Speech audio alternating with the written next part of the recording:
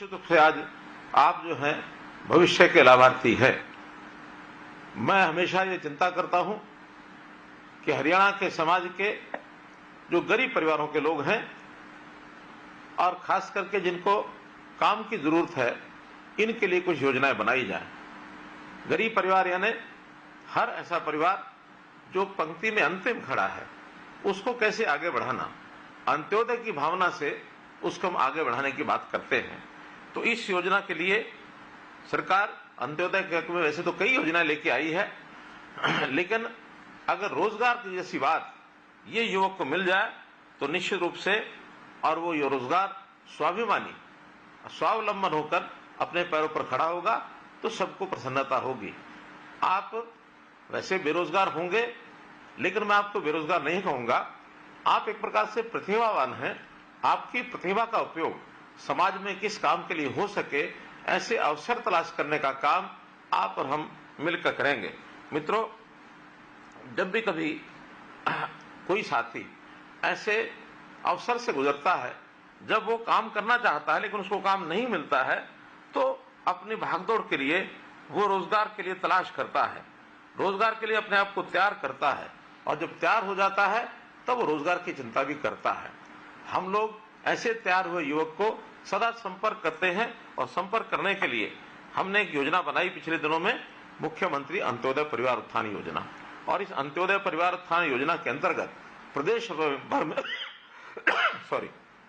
लगभग 500 कैंप ये हमने लगाए, और एक एक परिवार के किसी न किसी सदस्य को हमने बुला करके और उनको कोई काम देने की बात कही। ऐसे परिवार जिनकी आय 1 लाख रुपए से कम है, हो सकता है आप में से भी किसी को उस कैंप में जाने का अवसर मिला हो सकता है आप न गए हो, लेकिन हमने ऐसे अपने कैंप लगाकर लगभग 50,000 से ऊपर ऐसे युवाओं को और बैंक से लोन लेकर के दिलवाया है, ताकि वो अपने पैरों पर खड़े हो सकें, स्वावलंबी होकर और अपने काम को आगे बढ़ा सकें। हाँ, निश्चित रूप से बड़ी संख्या है, और उस बड़ी संख्या में इतनी एक योगदान के कारण से को मैं कहूंगा कि सभी लोग रोजगार सबको मिला है, ऐसा नहीं है। आज तो मैं प्राथमिकता के तौर पर ऐसे युवक जिनकी आयु 24 साल से 36 साल हो गई है, जिनके परिवार की आय 1 लाख रुपया इससे कम है, और जो ग्रेजुएट्स हैं, ग्रेजुएट से इससे ऊपर हैं, ऐसे जो बेरोजगार लोगों को, जो हमारे युवा साथी हैं, भाई बहने हैं, उनके साथ बात करने के लिए मैंने योजना बनाई। और एक बात आपको मैं ध्यान कराना चाहूंगा कि आखिर इस प्रकार की योजना है ये हम कैसे बना पाते हैं। आपको ध्यान होगा, हमने एक नई योजना यूनिक पूरे देश भर में, हमारा अपना प्रांतीय हरियाणा, जहां हमने परिवार पहचान पत्र की इस योजना को लागू किया है। परिवार पहचान पत्र के माध्यम से मैं आप सब लोगों तक पहुंचने का और एक रास्ता बना पाया हूं। जो लोग इस परिवार पहचान पत्र की आलोचना करते हैं, वास्तव में वो इन व्यवस्थाओं को पसंद नहीं करते हैं, क्योंकि उनको पता है कि एक बहुत आसान तरीके से प्रदेश में किसी भी व्यक्ति तक पहुंच बनाई जा सकती है, प्रदेश के किसी व्यक्ति से हम बात कर सकते हैं। तो ये सारा काम करने के लिए ऐसी एक सूची बना करके आप लोगों से बात करने का मैंने ये रास्ता ढूंढा है।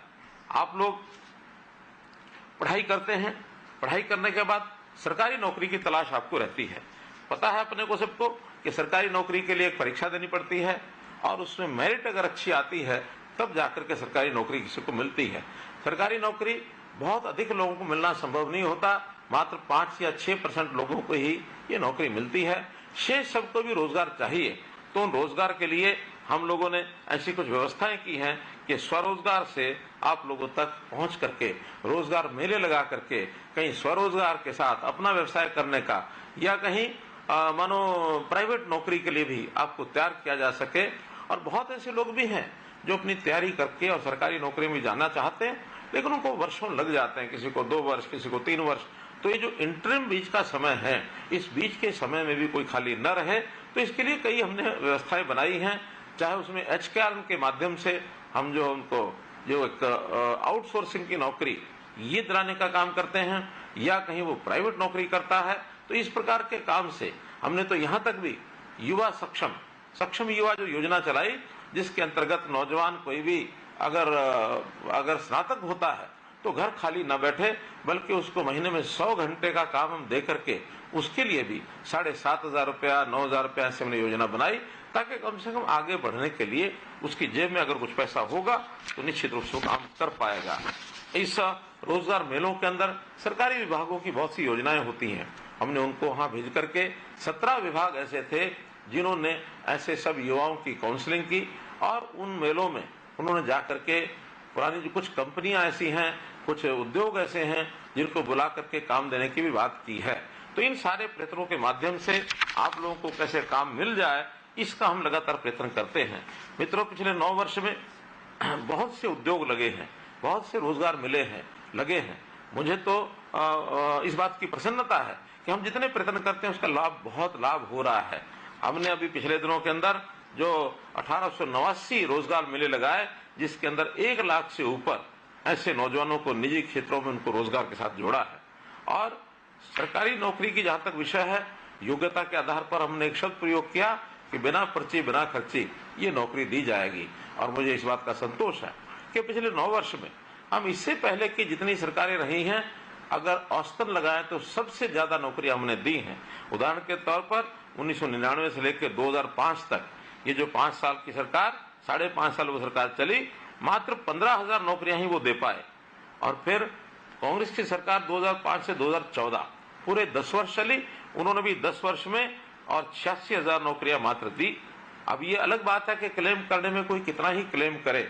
मैं भी पिछले दिनों में पूर्व मुख्यमंत्री भूपेंद्र सिंह हुड्डा से बात मैं सुन रहा था, उनकी बात, तो उसमें उन्होंने बताया कि हमने 1 लाख तो अध्यापक लगा दिए हैं, जबकि वास्तविकता ये है कि कुल 10 साल में 35,000 अध्यापकों की भर्ती उन्होंने की है। मैं कभी ना कभी उनके आमने सामने बैठ करके भी इस बात का और खुलासा करने वाला हूं कि उन्होंने कितनी नौकरियां दी, और उन नौकरियों में उन्होंने नौकरियां लगाने का प्रयत्न किया होगा, लेकिन वो प्रयत्न करने के साथ उनके एक सिस्टम में कितनी खराबी थी कि उसमें बहुत सी नौकरियां तो बलि चढ़ गई, कोर्ट्स ने जिनको रद्द कर दिया। तो ऐसी रद्द हुई नौकरियां वो भी उनको देखनी होंगी। और जो उन्होंने आउटसोर्सिंग से लगा करके गेस्ट टीचर लगाए थे, आखिर उस गेस्ट टीचर्स को भी नौकरियां नहीं दे पाए। हमने आने के बाद उनको नौकरी भी दी, और नौकरी में उनको अंतिम समय तक वो रिटायर ना हो, ताकि उनको रोजगार उनके रिटायरमेंट एज तक मिला रहे। ये काम भी हमने आने के बाद किया। तो हम जो ट्रांसपेरेंट नौकरियां कर रहे हैं, यानी जो दे रहे हैं 2014 से लेकर 2023, इन 9 सालों में मुझे बड़ी खुशी है इस बात को बताते हुए कि 1,14,000 तो सरकारी नौकरियां हमने दी हैं, और साथ ही अभी अगले 6 महीने के अंदर अंदर और 41,000 भर्तियां जो हैं वो प्रक्रियाधीन हैं। तो अगर ये सब भी होती हैं तो 1.5 लाख से ऊपर नौकरियां ये हमारे इस 10 साल के कार्यकाल में पूरी होंगी। तो हम हर वर्ष चाहते हैं कि ऐसे जो बेरोजगार हैं, जो नए तैयार होते हैं, कोई मैट्रिक पास करके काम करना चाहता है, कोई +2 पास करके करना चाहता है, कोई ग्रेजुएट पोस्ट ग्रेजुएट बन करके काम करना चाहता है, तो ऐसे हर साल 2 लाख से ऊपर लोग ऐसे होते हैं जिनको कोई ना कोई व्यवसाय मार्केट में चाहिए, प्राइवेट नौकरी चाहिए, अपना व्यवसाय चाहिए। इस सब के लिए कौशल की बहुत बड़ी आवश्यकता होती है। हमने कौशल विकास कैसे हो, इसके लिए हरियाणा ने और एक श्री विश्वकर्मा कौशल विश्वविद्यालय ये भी खुला है। उसके खुलने के बाद हजारों युवक चाहे सीधे यूनिवर्सिटी से अथवा यूनिवर्सिटीज का जो अन्य संस्थान उद्योग आदि हैं उनके साथ जो समझौता हुआ है, करार हुआ है, उसके माध्यम से वो कौशल प्राप्त करते हैं, फिर उन्हीं के स्थानों के ऊपर वो नौकरी में भी लगते हैं। तो इस प्रकार की सारी व्यवस्थाएं हम कर रहे हैं। हमने गरीब छात्र जो होते हैं वो हर साल एक परीक्षा देने के लिए फॉर्म भरते हैं, फीस देनी पड़ती है। और हरियाणा में हमने सीईटी की व्यवस्था जो की है, कॉमन एलिजिबिलिटी टेस्ट, उसके माध्यम से ये तय किया है कि किसी भी युवा को नौकरी करने के लिए बार बार आवेदन नहीं करना पड़ेगा। पढ़ाई के बाद एक ही बार आवेदन करेगा, और जो परीक्षा देगा भी सही तो 3 वर्ष तक लगातार उस परीक्षा का परिणाम और वो जो है एक प्रकार से उसको मान्यता दी जाएगी। उसमें से कभी भी 3 वर्षों में उसको जो नौकरी पर मिल सकती है। हाथों हाथ जिनको नौकरी मिलेगी उनको तो सरकारी नौकरी में पक्के होंगे ही। जो ऐसी जो परीक्षा सीईटी की होती है उसमें हमने एसकेआर के माध्यम से भी ऐसे जो परीक्षा दे चुके लोग हैं सीईटी में, उनको 10% मार्क्स अंक अलग से भी मिलेंगे, ताकि प्राथमिकता के आधार के ऊपर उनको जो है नौकरी दी जा सके, क्योंकि उनकी आवश्यकता बहुत अधिक है। बीपीएल के जो परिवार हैं, ऐसे परिवारों को 5 अंक अतिरिक्त देने का भी हमने प्रावधान किया है। और इन 5 अंक के कारण से बहुत से ऐसे जो विद्यार्थी अपनी गरीबी के कारण से शायद कम्पीट करने में उनको कठिनाई आती होगी, तो इन 5 अंक लेने के बाद वो एक अच्छी कंफर्टेबल पोजीशन पर ये आ जाते हैं। ये भी हमने इसके अंदर जो है ये काम किया है। तो मित्रों, हमारे यहाँ जो भी कुछ योजनाएं बनाई गई हैं, इन योजनाओं में अधिक से अधिक लोगों को काम मिले। और एक नई चीज आजकल इंडस्ट्री ऐसे युवकों को तलाश करती है जो नवीनतम तकनीक के अनुसार उद्योगों की मांगों को पूरा करे। तो इस प्रकार कुछ युवा ऐसी पढ़ाई करने के बाद उनको अप्रेंटिसशिप, इस एक योजना का भी लाभ हम दिलाते हैं। हर प्रदेश में अप्रेंटिसशिप प्रशिक्षण, इस पर विशेष ध्यान हमने दिया है। तो जो प्रति लाख जनसंख्या के आधार पर पूरे देश में ऐसे अप्रेंटिस की संख्या हम गिने तो हरियाणा राज्य देश में प्रथम स्थान पर आया है, जो अप्रेंटिस के माध्यम से उनको जो है नौकरियां मिलती हैं। तो ऐसे ही बहुत लोग विदेश में भी जाने की इच्छा रखते हैं। अभी तक कुछ ऐसे जालसाज लोग जो उनको फर्जी तरीके से विदेश भेजते हैं, वहां काम भी नहीं मिलता है, बल्कि उनसे पैसा वो ऐंठ लेते हैं और वो बाद में परेशानी परिवार वालों को भी होती है, उनको भी होती है। इन सब से बचने के लिए हमने एक फॉरेन कोऑपरेशन डिपार्टमेंट, एक विदेश सहयोग विभाग ये बनाया है, ताकि इस प्रकार के जो युवा हैं उनको एक ऐसा अवसर हम दिला सकें कि विदेश जाने का तरीका साफ सुथरा और एक मान्यता प्राप्त जो रास्ता है उसके माध्यम से अगर वो जाते हैं तो इस में से जालसाजों के जाल से उनको बचाया जा सकेगा। अभी हमने जो रोजगार लेने वाले, जो विदेश में जाने वाले युवक हैं, उनके कॉलेज में पढ़ाई के बाद मुफ्त में पासपोर्ट देने की व्यवस्था भी की है। मुझे खुशी है बताते हुए कि लगभग 27,000 पासपोर्ट और ये हमने इशू किए हैं, जिन लोगों का कोई अपना पैसा एक भी लगा नहीं है। हरियाणा में हमारा जो पुराने जो इस प्रकार के दस्तकार लोग हैं, ऐसे दस्तकार लोगों को हमने कहा कि नए युवकों को सिखाने का आप काम करें। ऐसे जो पुराने दस्तकार हैं उनको गुरु की संज्ञा दे करके, और हरियाणा कौशल विश्वविद्यालय पलवल का उसके साथ जोड़ा है। तो ऐसी गुरु शिष्य परंपरा के माध्यम से जो इस प्रकार के टेक्नीशियन को तैयार कर सकते हैं, प्लम्बर तैयार कर सकते हैं, राजमिस्त्री, इलेक्ट्रीशियन आदि, ये सब तैयार करने के लिए उन सबको किसी एक प्लेटफॉर्म लाकर, जिसका मिस्त्री नाम से, मिस्त्री हरियाणा नाम से हमने ऐप बनाया है। जो ऐसे काम सीखना चाहते हैं मिस्त्री ऐप पर जाएंगे और मिस्त्री ऐप के माध्यम से उनकी सिखलाई ट्रेनिंग करा करके कौशल विश्वविद्यालय के माध्यम से सर्टिफिकेट दे करके, ताकि वो काम में उनको सुविधा हो सके, इस योजना को भी हमने चलाया है।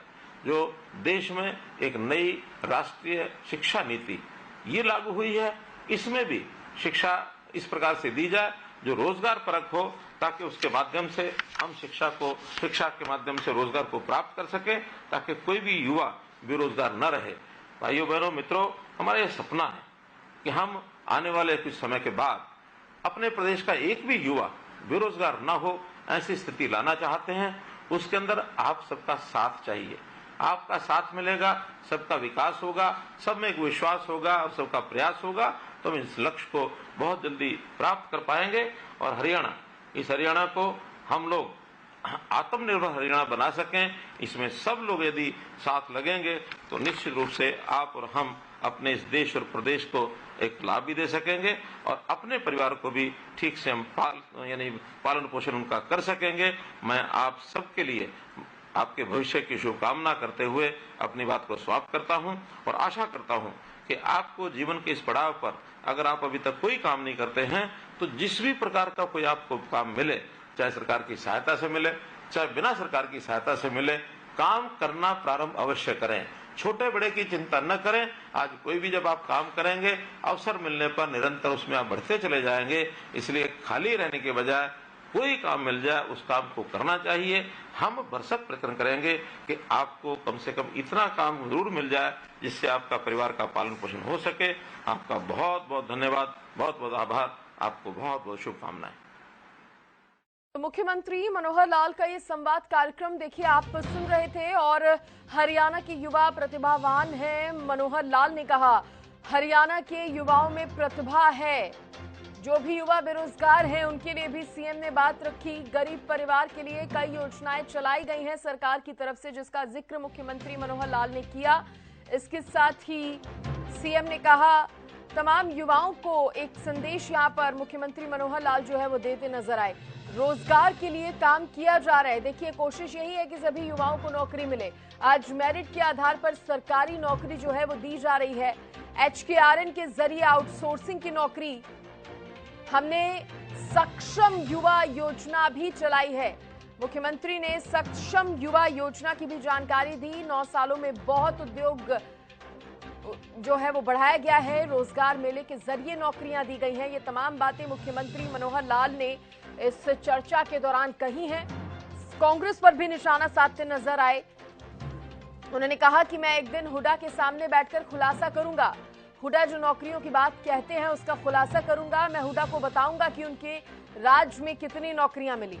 रोजगार पर भूपेंद्र हुड्डा झूठ बोल रहे हैं, ये भी सीएम मनोहर लाल ने कहा।